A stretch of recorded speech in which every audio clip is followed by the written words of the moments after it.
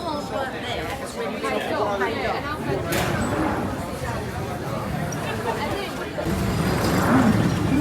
Good service on the west of the line. Good service on the London Underground.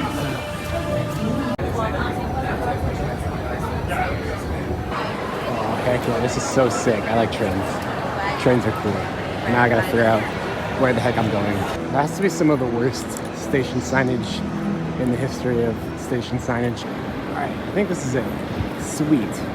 I made it. I thought I was gonna miss it, but I have like 6 minutes to go. Alright, should be at Thorpe Park in about an hour.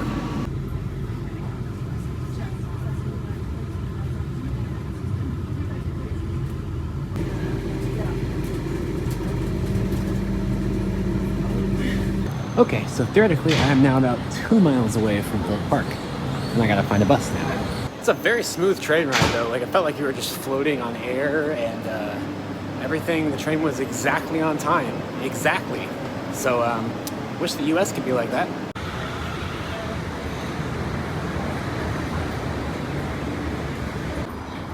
Oh, well, they make that pretty easy for you. Buses towards Thorpe Park. Wow, crazy. Thorpe Park Express. I'm thinking that's it.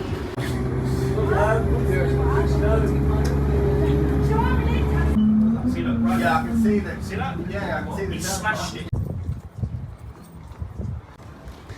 This entrance is not as grand as I expected, but yeah, no, this entrance area is in serious need of some TLC. However, I am pretty dang excited now to check out my first international theme park. I think I just said in that I'm actually doing this. So I mentioned in a few videos in the past that I'm actually studying abroad in London in the UK for a bit this summer. And so this afternoon, it's about 2 p.m. right now. Park closes at 7, so I got about 5 hours. You know, I had to see the King's birthday parade this morning.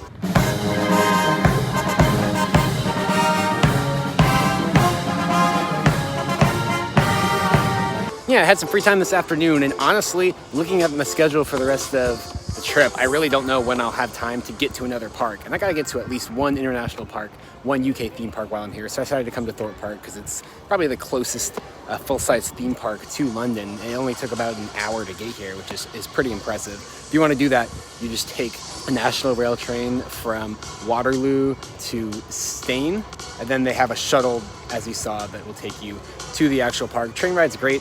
Shuttle was no air conditioning, and people on it were obnoxious, but it's only like 10 minutes, so you just kind of suck it up.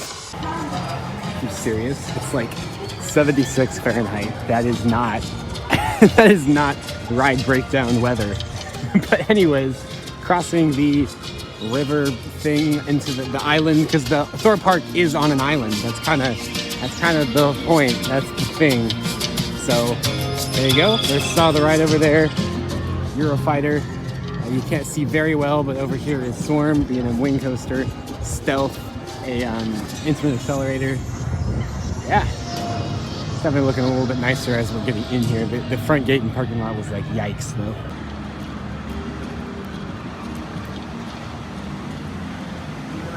So yeah, I am entering the island like no other, Thorpe Park. Welcome to the island like no other. Welcome to Thorpe Park Resort.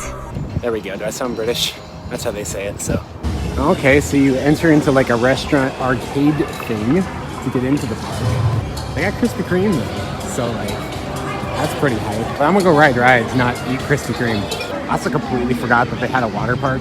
It's a small park, because like I said, it's just stuck on this island here. There's Colossus over there, Intamin 10 inversion coaster. I actually forgot about that. The Nemesis Inferno, they're being an invert. I think it's down right now, which is funny because Nemesis Alton Towers is also down. But Nemesis Alton Towers is getting its full track replaced. Nemesis Inferno is just sitting here. So I don't know what's up with that. There's Stealth. It's one of those Intamin accelerators. You go straight up and straight back down. And I think I'm actually gonna head there first. Yeah, so the entrances to all the water slides are like placed in the middle of the park with all the ride entrances, like very Kentucky Kingdom style. Okay, well actually this is the entrance to the Swarm. So actually I'm gonna do that first. Third B&M wing coaster for me, then Wild Eagle and Thunderbird obviously. So yeah, so as with most UK roller coasters, we got a freaking weird theme going on here. This ride is literally themed to alien robots that are destroying London. Pleasant. All right, we're reading 25 minutes for the Swarm. I'm interested to try a more traditional B&M wing coaster layout here. They are running 2 trains. I thought they were running 1 train for a second. There we go. Yeehaw.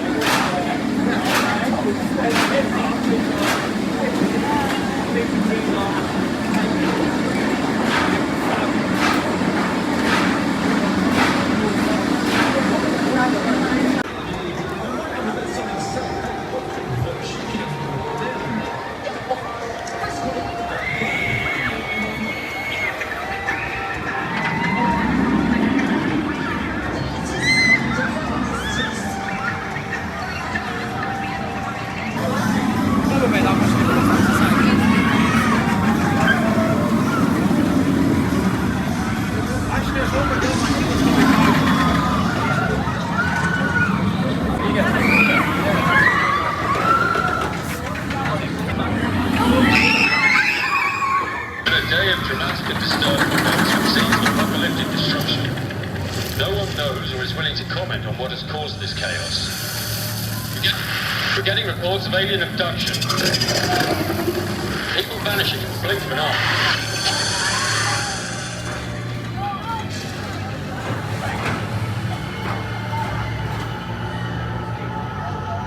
The Swarm, freaking solid B&M wing coaster. It actually was much better than I expected it to be. It's very small when you get here. It definitely looks bigger in video than it actually is when you get here. You're like, oh, that thing's pretty tiny. And then you ride it, it actually pulls a decent amount of positive forces, positive G's, some fun inversions, fun near misses. So yeah, I definitely think it's better than Wild Eagle. Probably not as good as Thunderbird for me, but yeah, solid middle of the 3 B&M wing coasters I've done. I also did wait longer to ride it in the front because that may be the only time I ride it today. I'm only here for a couple hours. Normally in a time crunch like this, I would just take the first available seat, but on the B&M wing coasters like that, I think being in the front actually makes a big difference. Honestly, this though, the wing over drop off of the lift hill was probably the biggest surprise on the ride for me. Most non-launch B&M wing coasters have these. Wild Eagle doesn't for some reason. Basically, when you get to the top, you flip over and then you drop like upside down. It's super wacky and I love it.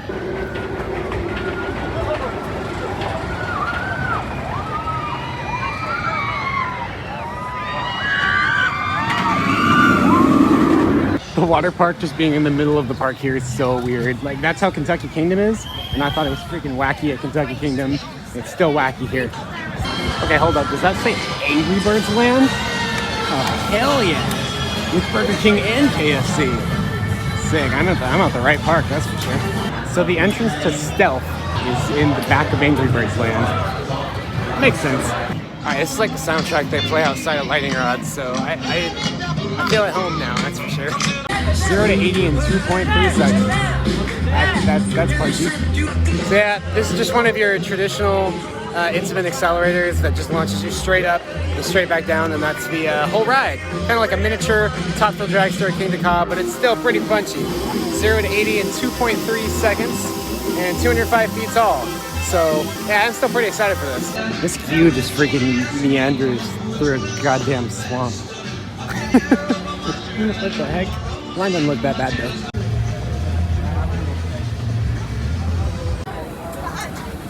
Place your hands back. Forward, 3, 2, 1, go! Go! Go!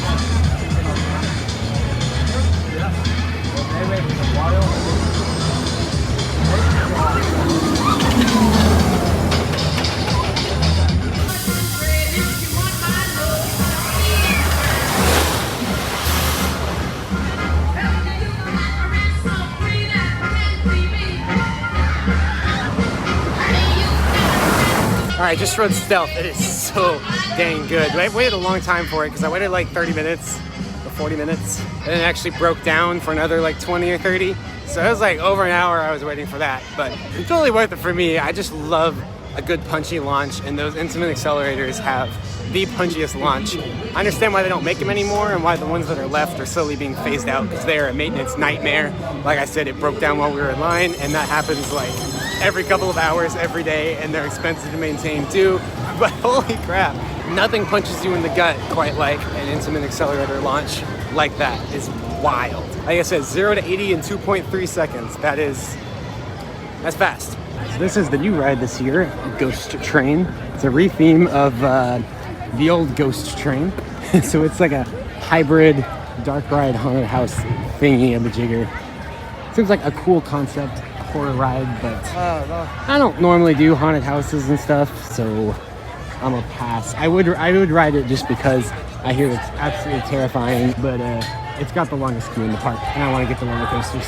So I accidentally found Burger King, but more importantly, the Project Exodus construction site, Thorpe Park's first new roller coaster in like 10 years or something, opening up next year, and it's going to be the UK's tallest roller coaster. This one's a Mach Hyper Coaster though. Actually looks like it's going to be pretty awesome. I love what Mach Rides has been doing lately, so I'm sad I won't be able to experience that this year. It'll be opening up next year, and next time I come to the UK, I'm sure I will take a ride on Project Exodus. Oh yeah, I forgot they had a Black Mirror ride. It only has a 5-minute wait. Okay, well I gotta finish the coasters, but it's annoying because they have stuff like the Black Mirror ride, Ghost Train, and some cool flat rides I'd like to do. But if I have extra time, I kind of just want to get re-rides on the coasters. So there you go, Project Exodus. This is, I guess, where the entrance will be when it's done. This is about the messiest construction I've ever seen of the theme park. But they got the crane here, so I guess they're ready to go vertical soon. Unfortunately, this wall is a little too high for me to get my camera over. So I will just have to take their word for it. Saw the ride has a 45-minute wait, and this has a 15-minute wait. So this is what I'm doing. I hope this solves it down. Intamin 10 inversion coaster. You see these a lot in Asian parks, but I don't think there are any in North America, and there's only a couple in Europe. They're mostly Asian parks that buy these just so that they can say they have 10 inversions. Honestly, it's a pretty good layout, but then at the end it just throws in a bunch of barrel rolls just to get to the number 10. I also hear this one runs rough as garbage, so there we go. It's like Viking themed though. I didn't expect that. I didn't think this ride had any theming at all. Oh, that's cool. Better theming here than most any US park, if I'm being honest. Which I definitely like that. I'm a theming guy. What the heck is this queue line? So we had a bunch of switchbacks. We came under the path where we entered the other side on, and now we're just meandering this way. Where are we going? Jeez. All right, now we're all the way down at the goddamn lake. This is absurd. This is definitely the longest queue in the park. Wow. Jeez. Okay. Oh, are we really? Oh no. Who needs a nature hike when you can just walk Colossus's queue at Thorpe Park? I know I don't. This is actually comical. I should have measured how long this is. If I ride it the second time, I definitely will. Look, there's like a little picnic area out the side of the lake. That's pretty dope, actually. I really hope we're almost there. This one's closed, but they do have these random concession vendors in the middle of the queue, which is hilarious and actually really smart. I'm just gonna take the first available row. I don't really think front row matters as much for this ride. Finally, the station.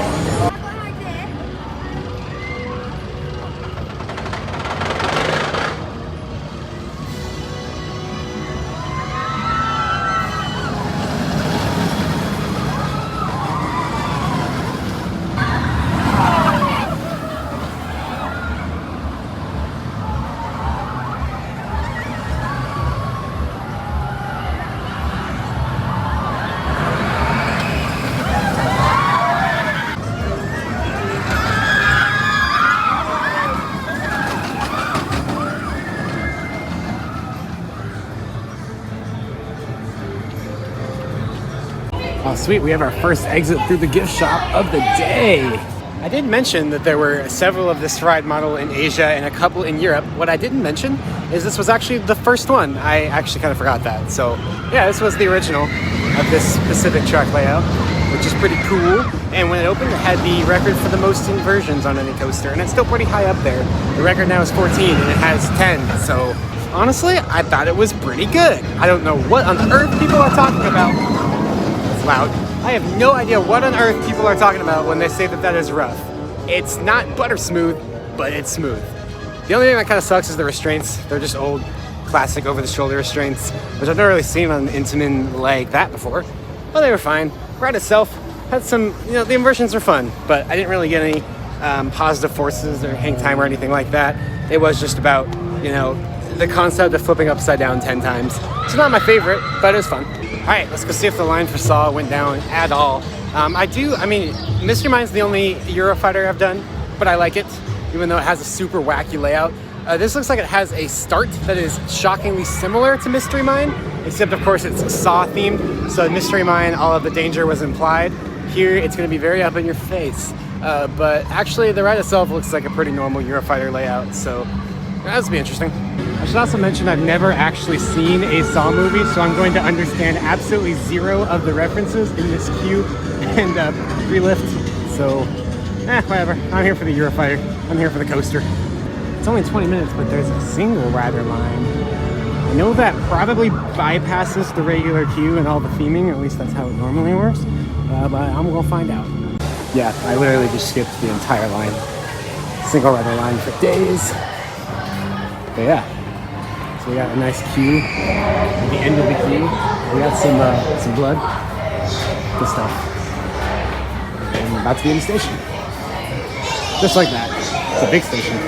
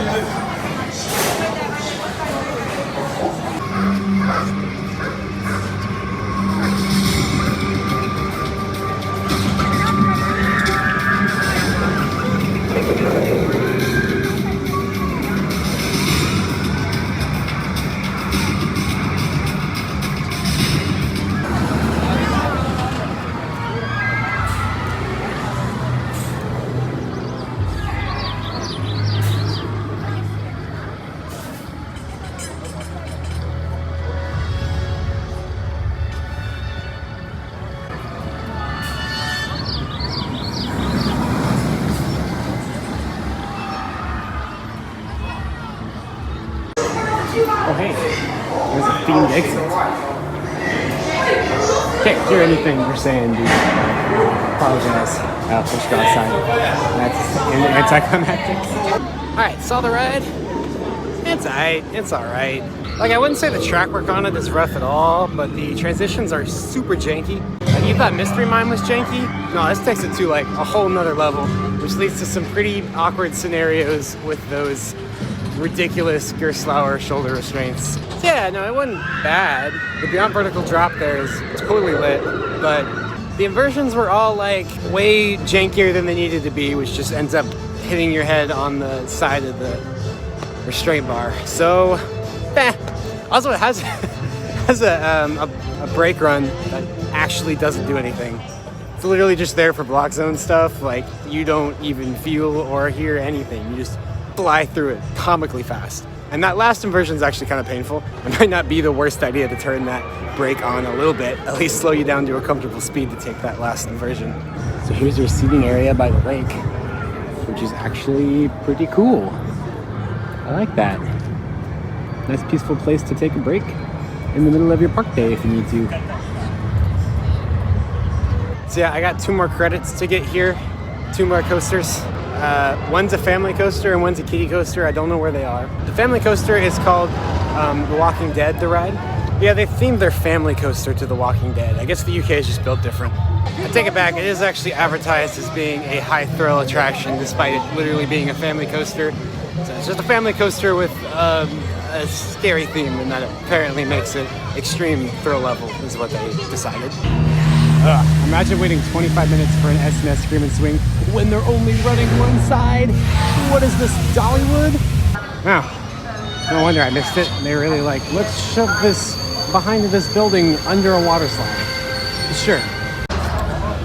Only 15 minutes, but there are apparently live actors today. So that's fun. I'll just go in the single rider line and we'll see what's up with that. It's a Vekoma Enigma, whatever the hell that is. Old Vekoma, so I have my expectations low for the coaster side of things. But we'll see if they're scare actors. And it's like a wild mouse, I think. We'll see. Getting rained on from this water slide. Kind of weird. Anyways, let's go see some zombies on a wild mouse. Well, that's promising. Why was that like actually so much fun? So basically you have like a pre-show, and then there's like a horror maze section, then the ride, then there's another horror maze section when you leave. The scare actors are on the exit scare maze, not the entrance scare maze. So there you go. But I'm not gonna tell you anything else about it because I don't want to spoil it. I might talk about it in a separate review video or something, but I want to keep spoilers to a minimum. But the ride itself was awesome, actually pretty fun. It was a family coaster, but it wasn't exactly a wild mouse. It was more like a modern interpretation of Space Mountain. And I was concerned because it was an older Vekoma coaster, but it was actually butter smooth. Like, it did not bump once. And there is some pretty cool special effects, actually, that happen inside that building when you're actually on the coaster. But I'm not going to discuss that directly here because I don't want to spoil anything. And holy crap, Colossus plays its soundtrack so goddamn loud. But yeah, I usually am not a huge fan of the whole zombies thing. I think it's way overdone and kind of stupid. But that interpretation, just kind of having a ride that's more of an experience rather than just the ride, I kind of like that. Actually, take that back. I really like that. But that is one more coaster here I have not ridden. Oh shit, it's closed. Moment of silence for Flying Fish, the kiddie coaster. It's okay, I'm not gonna cry. Ah yes, Kentucky Fried Chicken. This should make up for the kiddie coaster being closed. I don't know, I just like the idea of unironically eating Kentucky Fried Chicken at my first international theme park. Yes, the meals are different here. So I got a Colonel's basket, which got 3 different types of chicken. And it includes French fries? What? But yeah, that was £8.50 after tax. So I'd always heard that UK theme park food is way cheaper than US theme park food. I can confirm, very true. So that's about like $11 or something like that if I had to guess. So that's like no more than like 12, 13 bucks, whereas most theme parks in the US now, you'll pay 18 bucks for the same amount of food. So this KFC is thematically consistent with the rest of this area, which I think is actually hilarious. Never in my life did I think I'd be eating in a themed KFC, but the future is now, thanks to Thorpe Park Resort. I butchered that accent really bad. Oh, holy shit, it opened during my KFC run. Hell yeah, flying fish. It's a kiddie coaster, but whatever.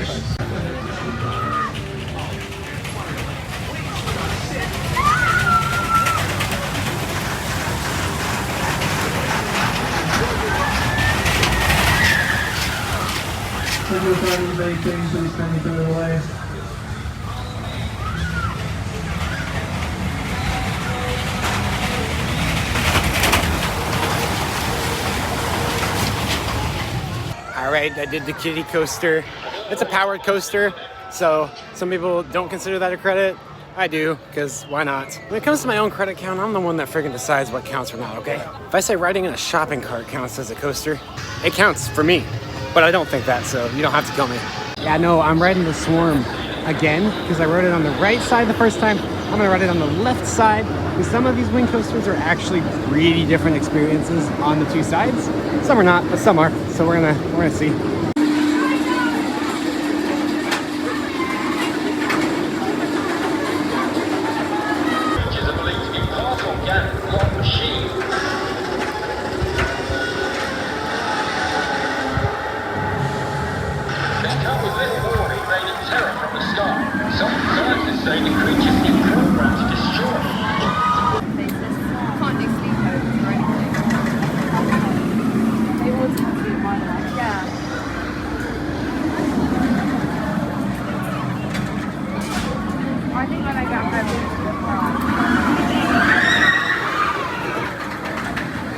The two sides are pretty similar.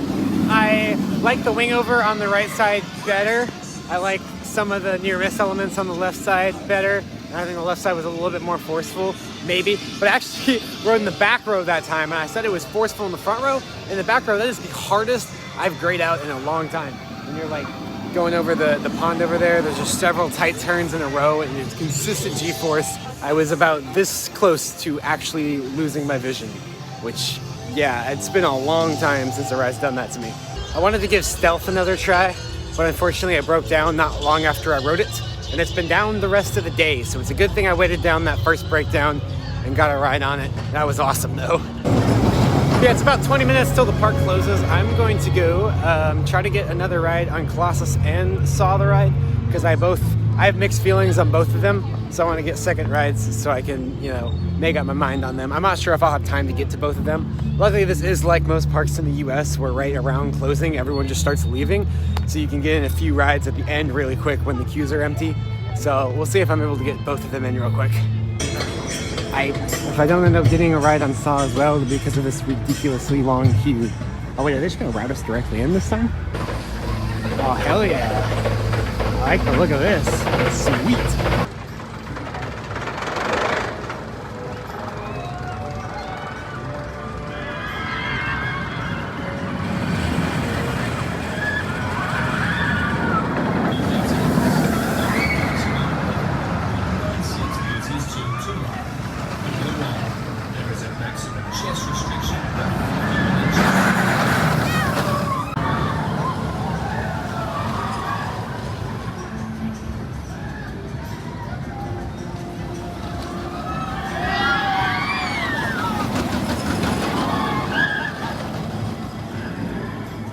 Alright, Colossus done.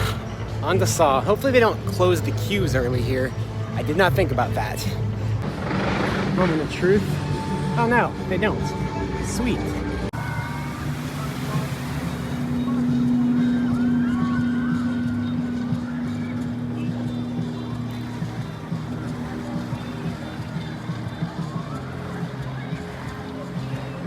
Alright, 6:59, 1 minute to close. Hell yeah. This is how we do it.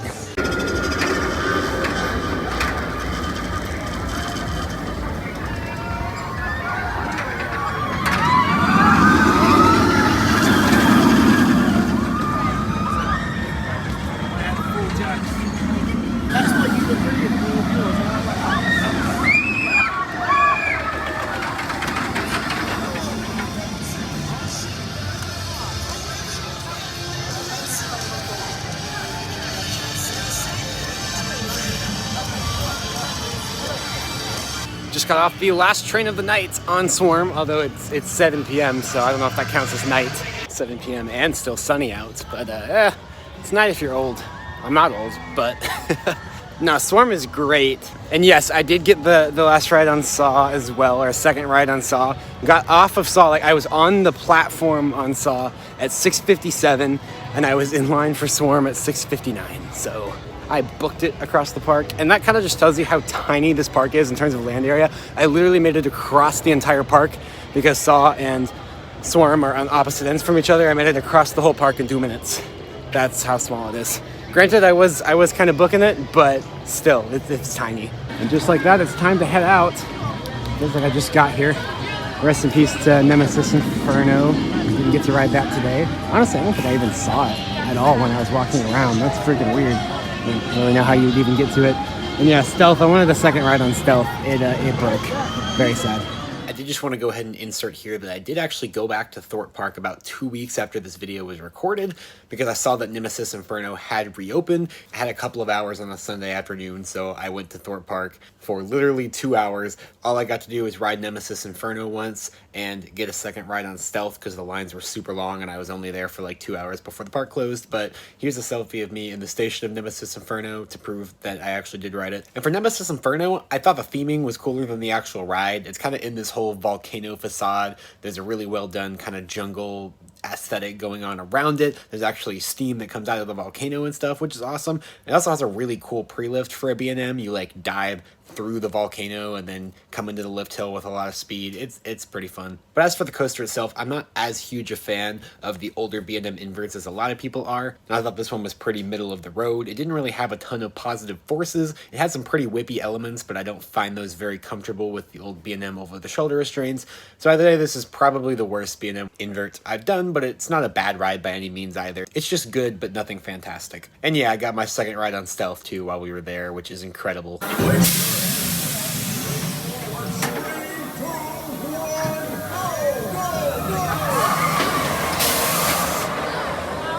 Yeah, so we've all come full circle. Also, fair warning, after this most recent visit, if you are going to catch one of the shuttle buses that I mentioned earlier, I had no problem with it on my first visit, but this time they just kind of stopped running them for no apparent reason, just some arbitrary reason, so we had to find a different bus. There are other buses around, but just have some kind of public transit mapping app so you can figure that out in case that does happen. Didn't really think that would be an issue, but it was when I tried to go back this second time, so yikes. Yeah, we exit through the Dome, which is apparently the official name of this building, I learned.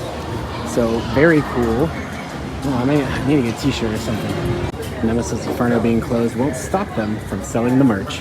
Yeah, all the shirts and merch and stuff are like super low-key, just like the logos, which is cool. Just makes it look more like you're wearing a Saw shirt rather than a theme park shirt. Oh, these are kind of cool, I'm not gonna lie. White artwork, inspired by classic Thorpe Park posters. That's kind of cool. They have a lot of Nemesis Inferno merch for the fact that they're literally acting like the ride's not there. Welcome to the UK's most thrilling theme park, where half of our advertising is kind of BS. Record-breaking roller coasters. Let's first 10 looping coasters. These are all valid, and then world's only Saw horror ride. Like what? But yeah, most of those other records were valid. Colossus did have the world record for the most inversions on one coaster when it opened, and was the first of the 10 inversion coasters from Intamin. Stealth is the fastest roller coaster in the UK, but world's only Saw horror ride. What? It wasn't even scary. Like the Saw elements were about equivalent in intensity to like Mystery Mine. Like it wasn't horror. Oh, that's a freaking parking lot. It's just gravel. Well, but it's like colored gravel. Interesting. This is the first time I've seen bike racks in a theme park parking lot, which is pretty cool. There is like residential neighborhoods all around here, so you can bike to Thorpe Park if you live here. That'd be pretty cool to be able to bike to a theme park. That'd be fun. Here's the bus stop. My bus back to the station to go back to London, the city centre. There's a long line though. These are going to be some crowded ass buses. Yeah, so you pay for parking on the way out instead of the way in. Most US parks you pay on the way in, or actually pretty much all US parks you pay on the way in. I'm not sure if that's just a UK thing or a Thorpe Park thing. Someone let me know. This is perfectly safe. I see no issue with this whatsoever.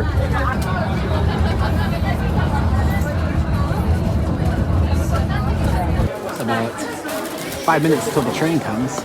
Advertisement for Chessington's new coaster on the Far Side platform. I really didn't want to go ride that. Chessington's not that far, but the Chessington's hours are terrible. They close at like 4 or 5 p.m. every day. And I think for the new coaster, the B&M Wing, you have to make advanced reservations for a ride time and a virtual queue and all that garbage I don't want to deal with. I just want to show up, get in line, and ride. And you can't do that, so I don't know if I'll be riding that, unfortunately. World's first Jumanji roller coaster. That's almost as BS as the world's only Saw-themed roller coaster.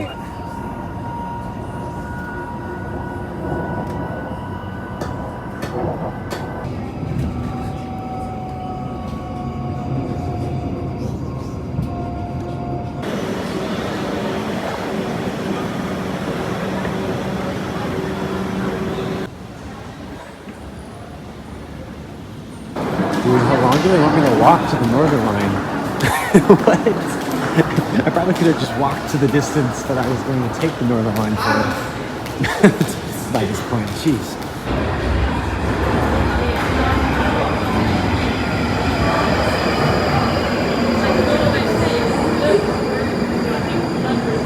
Yeah, so I did take that last train for literally one stop just to avoid walking 2 blocks.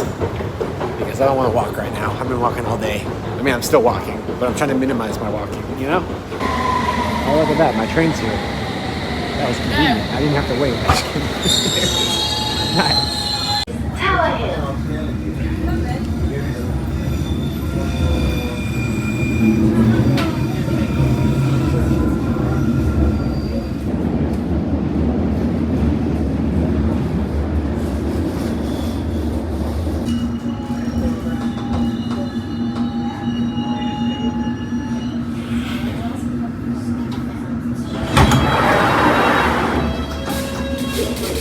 Anyways, hope you enjoyed that train travel montage. I just realized as I'm editing this, I never recorded an outro, so oopsie daisies. But yeah, Thorpe Park, I think it's a pretty good park. In terms of my overall impressions of the park, my second time around, even though I was only there for like 2 hours and it was a pain getting there, had like tons of problems with transportation and stuff, and I only got to ride 2 rides, I think my impression of the presentation was much better the second time around. Even after the first time, I thought the theming throughout the park was really good, especially the way that each individual ride is presented is really good. I still think that there's a lot of work they could do on the front entrance and the overall park presentation outside of the individual rides, but I was feeling better about it the second time than the first time for sure. Merlin Entertainment has 2 theme parks in the London area. There's Thorpe Park and Chessington. Chessington is definitely the family park and Thorpe Park is the thrill park. There are thrill rides at Chessington and there are family rides at Thorpe, but not very many at either one. Thorpe is pretty much all thrill rides and Chessington's pretty much all family rides, which is why I haven't gone to Chessington.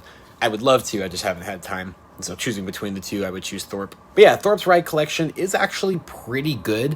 I wouldn't say any of the coasters are going to absolutely blow you away, except for maybe Stealth if you haven't experienced like an Intamin accelerator launch yet, just because the launch is so punchy. I think that'll be a standout for a lot of people. The rest of the rides, they're all solid. They're not going to blow you out of the water, I don't think, if you're a seasoned coaster enthusiast, but it's definitely worth stopping by if you are in the London area to check out, ride some pretty good roller coasters. I definitely understand why a lot of UK enthusiasts tend to prefer parks like Alton Towers and even Blackpool above Thorpe Park. While I haven't been to either of those two, Alton Towers seems to have much better overall presentation and theming of the park, and they get a lot more investment a lot more often. And Blackpool just has so many more rides. But I'm happy Thorpe Park is finally getting a new coaster next year in Project Exodus. The first coaster for them in 11 years. 12 years by the time it actually opens next year, and it will be the tallest roller coaster in the UK, so good for them. Mach Hypercoaster, so I'm sure it'll be incredible. The stuff that Mach Rise has been doing recently has been really awesome. And I'm really happy they're getting that because they definitely deserve a new coaster. They need a new coaster. So being so close to London, one of the largest cities in the world, I really hope that we see Thorpe Park getting some more newer, bigger coasters in the future. It's just hard because they're on an island, so they're pretty landlocked. There's definitely some space there where they can put coasters in, but they all kind of have to be on the smaller side. So it is fun seeing how they're creative with their space, and especially creative with the space that Project Exodus is going to take up. I'm really interested to see how that ride's going to progress once construction really starts. Right now, they haven't really